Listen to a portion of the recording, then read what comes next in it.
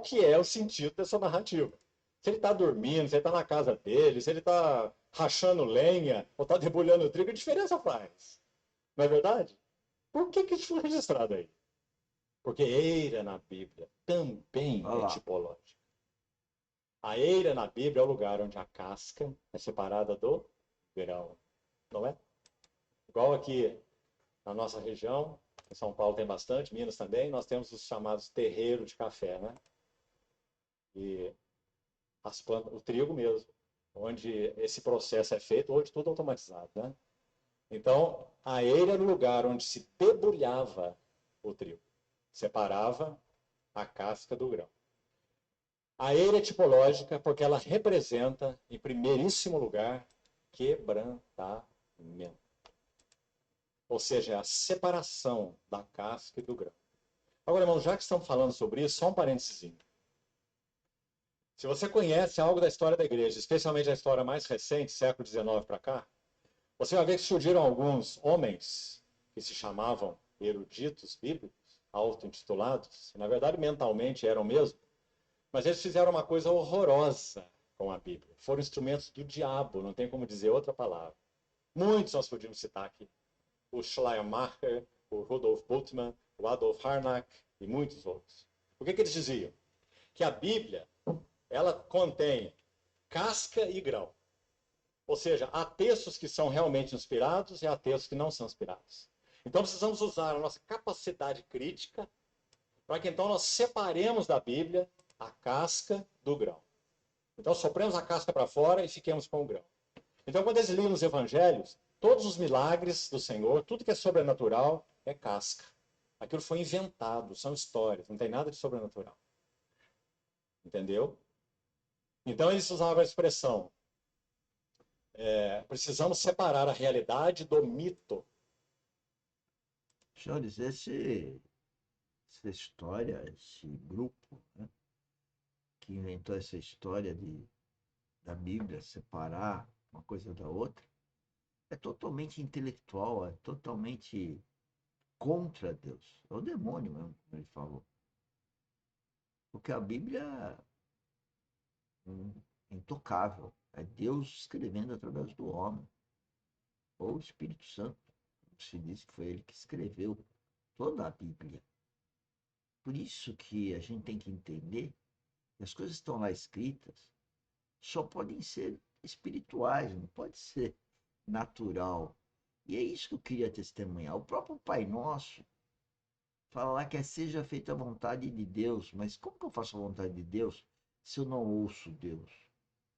E quando fala não deixeis cair em tentação, que tentação é essa? Se não é esse mundo que está aí fora. Reflito sobre isso.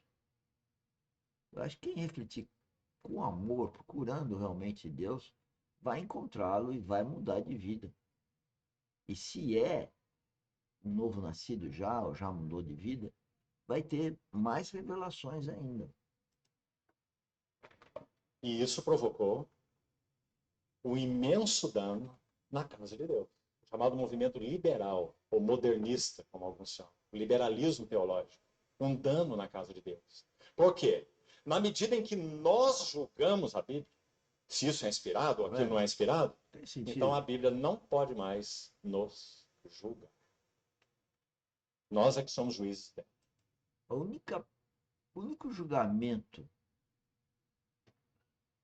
real proveniente da vida espiritual é o julgamento de Cristo para quem nasceu de novo.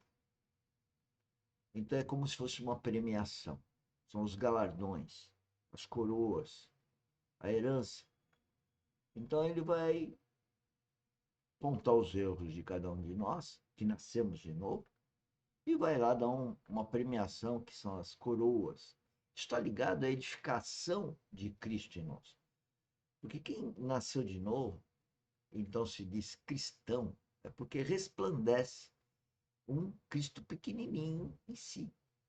Só que esse Cristo pequenininho, que aí então eu tive a salvação, eu tenho que desenvolvê-lo.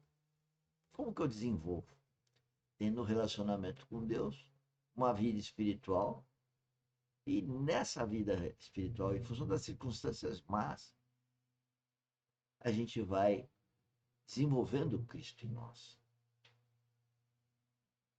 Por isso que o Cristo carregou aquela cruz. Nós temos a nossa cruz.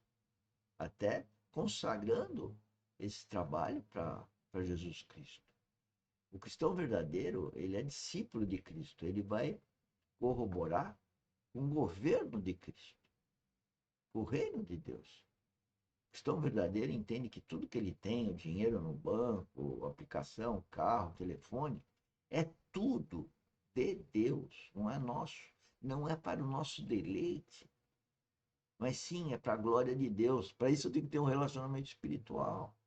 Nós vamos continuar escutando o preletor, que não sou eu. E nós vamos separar as coisas conforme o nosso juízo crítico. E em muitos casos, o conforme a demônio nossa quer. conveniência. É o que o demônio quer. Compreendeu, irmão? Então a palavra de Deus deixou de ser a espada afiada de dois gumes em nossas vidas. Isso é uma perda total. Então, voltando. Eira é o lugar onde separa a casca do grão. Isso na Bíblia é uma figura, então, de quebrantamento. E olhe que nessa hora em que o Senhor foi julgar... Olha que coisa importante. Foi onde que foi construído Jerusalém. Vocês vão ver que foi onde tem uma ligação do morro onde Abraão levou Isaac para sacrificá-lo. É o mesmo local onde que Davi construiu, né, o governo lá em Jerusalém, quando ele foi rei. E mesmo local. Então a Bíblia, com essas sentido figurativo, ele traz informações que depois os preletores, os estudiosos, acabam revelando, é revelada a pessoa e a pessoa então fala, como eu estou falando, como ele está falando. E pode então, se você estiver nos ouvindo de coração, ter a revelação. Você vai ver que vai ter uma transformação em você. Porque é a revelação, ela não passa pelo cérebro, ela passa pela inteligência da gente, pela cultura da gente, pelo status social, né? Não, é direto na consciência. E ele estava falando da quebrantamento, do separar a casca da semente. Senhores, quem não se aquebranta todo dia, eu vou dizer o seguinte: quem não anda chorando por dentro todo dia, não está edificando Cristo. Porque viver carnalmente e ver pessoas amadas, não tem a menor noção do que está acontecendo, é viver chorando. Você ama uma pessoa, como ela nunca foi amada, ela não tem noção. Você chora porque você quer que ela participe do reino.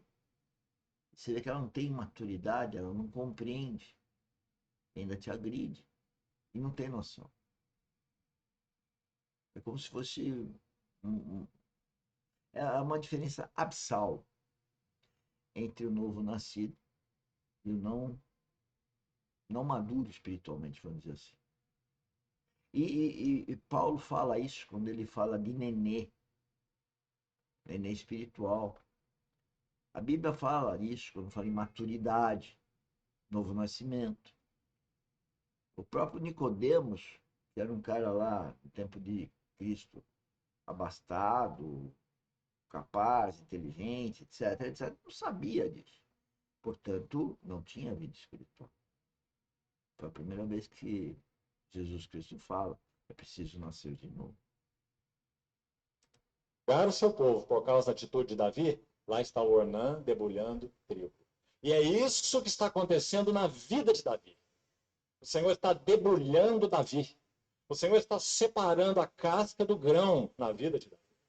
Porque ali está, irmãos, esse homem que foi um homem segundo o coração de Deus. Mas assim como nós, ele tinha essas cascas nele, que precisavam ser cortadas pela espada viva de Deus. Aliás, é interessante essa figura do anjo com a espada desembainhada em direção a Jerusalém. Então lá estava Ornã na eira, porque a casa de Deus, então, é lugar de quebrantamento. A casa de Deus é lugar onde casca tem que ser separada do grão. e a casca demais nas nossas vidas. Há algumas muito perigosas. Por exemplo,